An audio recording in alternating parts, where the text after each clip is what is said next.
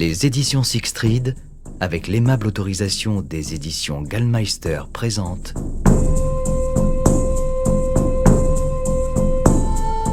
Justice indienne de David S.K. Wanbley-Wyden, interprété par David Marshall.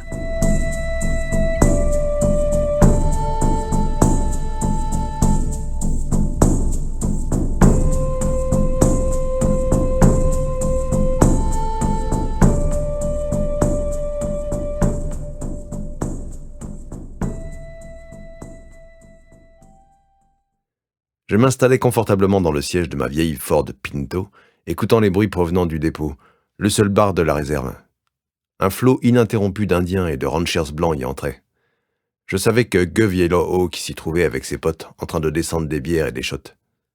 Guv était le professeur de sport de l'école. Il enseignait le football américain, le basket, le foot. Mais d'après la rumeur, il avait tendance à se rapprocher un peu trop de ses élèves, tant des filles que des garçons. J'allais le laisser se saouler copieusement, et ensuite la fête pourrait commencer pour de bon.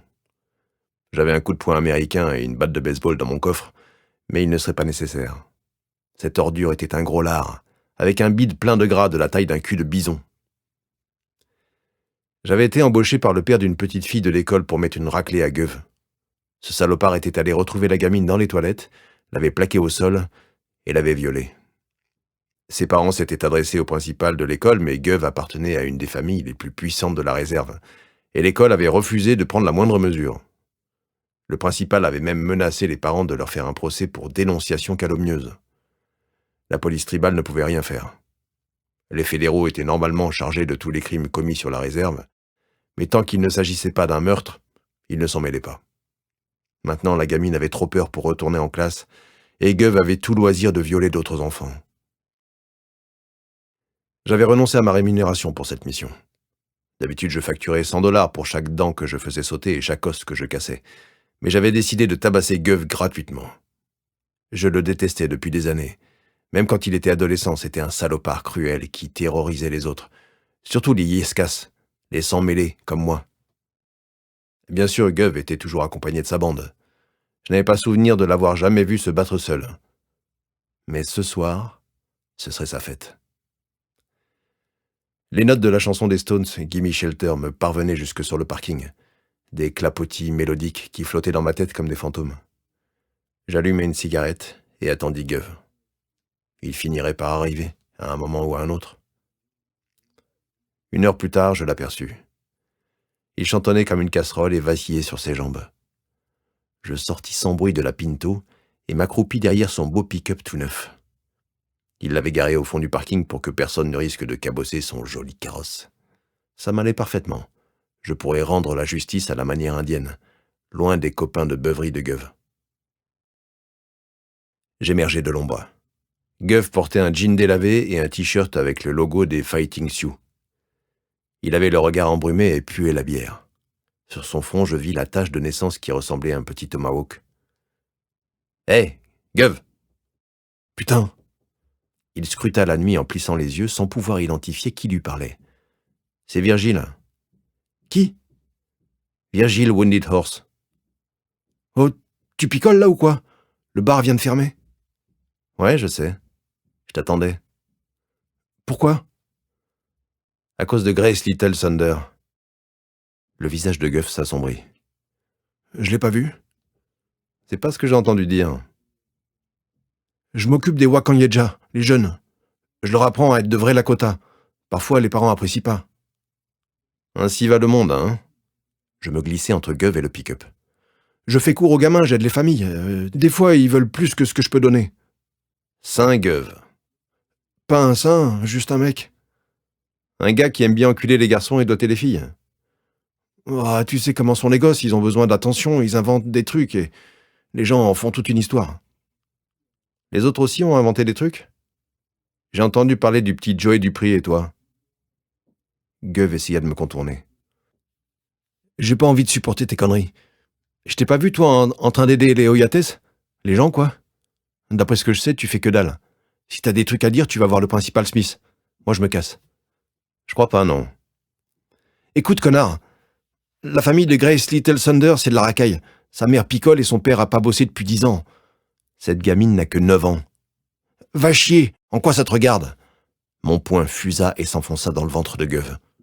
Le coup aurait mis au tapis la plupart des adversaires, mais son énorme bide absorba l'essentiel du choc. Enculé d'ISK! Gronda Guv avant de se jeter sur moi. Je vis venir l'attaque, l'éviter et lui envoyer une droite dans la mâchoire. Guv secoua la tête comme un chien mouillé. Comment pouvait-il être encore debout, bordel? J'envisageais d'attraper ma batte de baseball, mais à ce moment précis, je ressentis une douleur terrible dans le côté. Un coup dans le rein, puis un autre, plus violent que le précédent. Des ondes électriques, qui remontent le long de mes nerfs. Faut pas que tu t'écroules. Flanche pas, sinon c'est fichu. Chancelant, étourdi, j'essayais d'échafauder une stratégie, mais mon esprit était comme un iceberg. Il flottait lentement sur l'eau. « Sale bâtard !» rugit-il. Je sentis les postillons de Guv sur mon visage, et je me retrouvai par terre. Merde. Il me mit un coup de pied dans le dos, et un autre, encore un autre, comme un marteau-piqueur. Je luttais pour disperser le nuage qui m'envahissait le cerveau. Guv haletait, à bout de souffle, à court d'énergie. « Attrape ses pieds », me dis-je.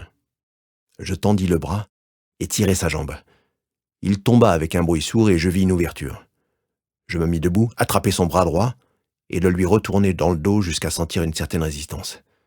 Puis je poussai encore. « T'aimes ça, espèce de fils de pute ?» Guv leva les yeux vers moi et siffla entre ses dents. « Je t'emmerde, sale bâtard !» Il fallait que je lui reconnaisse ça, il avait des couilles. Je me remémorais l'époque du lycée quand j'étais bien plus petit, pas le grand costaud de maintenant. Je me rappelais toutes les fois où je m'étais fait tabasser par Guv et ses copains, 100% indiens, mes larmes de rage, l'humiliation encore vive. Je me demandais si je devais lâcher Guv, faire preuve de la compassion qu'on ne m'avait jamais témoignée. C'était bien ça la manière Lakota, n'est-ce pas? Wakantonyaka, une des 7 valeurs Lakota, qui signifiait la compassion, la générosité, la gentillesse, le pardon. Je me rappelais les leçons de mes professeurs autrefois. Ils m'avaient appris que le plus grand honneur, la plus grande bravoure se manifestait lorsqu'un guerrier choisissait de laisser partir son ennemi, le touchant avec le bâton de coups. D'après la légende, même Crazy Horse avait fait la démonstration de son courage un jour en comptant coup sur un guerrier Pawnee qu'il avait chassé jusqu'à l'autre berge de la rivière. Il avait décidé de ne pas le tuer, de reconnaître sa bravoure et de lui accorder la liberté. Je savais que la façon d'agir honorablement, à la manière Lakota, était de rendre à Guv sa liberté sans le punir davantage. Qu'ils aillent se faire foutre. Je lui retournai le bras jusqu'à ce que son épaule se déboîte avec un craquement écœurant. Puis je reculai d'un pas et lui balançai de toutes mes forces un coup de pied dans la joue. Sa tête fut violemment propulsée vers l'arrière. Je lui fichai le talon de ma botte dans la figure et ses dents se brisèrent comme des chips rances. Je le saisis par les cheveux. « Écoute-moi, espèce d'ordure. Si jamais tu touches à nouveau à un gamin dans cette école, je te coupe la bite et je te l'enfonce dans la gorge. Tu m'entends, sac à merde ?» Il ne dit rien. Son œil gauche était gonflé et plein de sang, et on avait l'impression qu'il n'avait plus de nez tellement il était écrasé dans son visage. Le sang coulait du trou béant qui était autrefois sa bouche. « Comment tu trouves ma manière de compter coups, connard ?» Je me penchai pour voir s'il respirait toujours. Un souffle ténu. Je vis des dents éparpillées sur le béton. On aurait dit de petites pierres tombales jaunes. Je les ramassai et les fourrai dans ma poche.